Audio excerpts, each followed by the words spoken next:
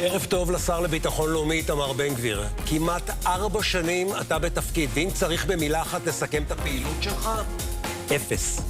משבר ביטחון הפנים בישראל מעולם לא היה חמור יותר. משבר כזה לא פותרים בסיסמאות. להחזיר ריבונות ומכאן בעל הבית, גם לא בגימיקים. בתי סוהר עם תנינים, גם אם תוסיף דינוזאורים מסביב, בתי הכלא בתקופה שלך.